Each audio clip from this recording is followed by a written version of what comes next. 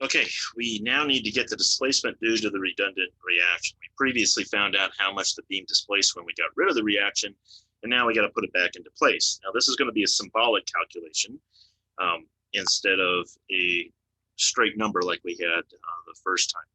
All right, so that means here, hey, we can look this up again in a beam table. It'll be what will it be? PL cubed over 3EI will be the answer, right? But if we didn't remember that or didn't have access to the beam table, how would we do it? Well, we could go do moment area method again, and we get the moment diagram associated with our reaction.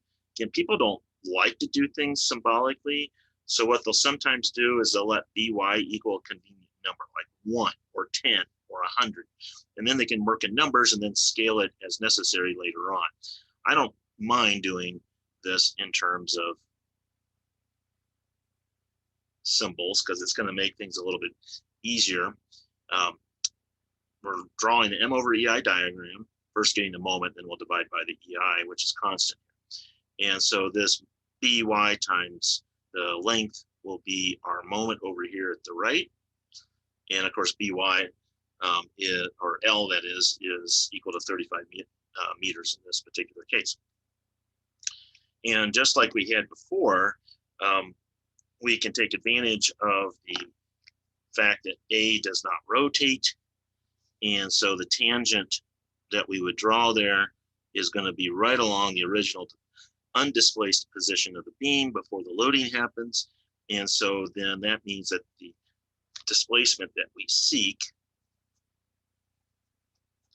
is going to be equal to the tangential deviation at B relative to the tangent that was drawn at A.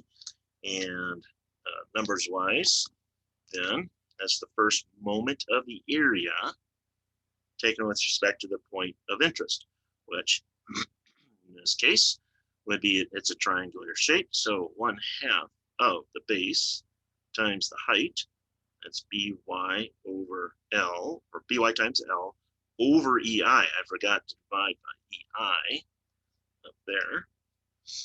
Right, that's the area, and then times the moment arm. So our moment arm is 2/3 of L. There's your 2. This is all positive going upwards. Okay, so that will give us then by L cubed over 3EI. Didn't I say that would be it? PL cubed over 3EI. There you go. And that is consistent with our beam table too.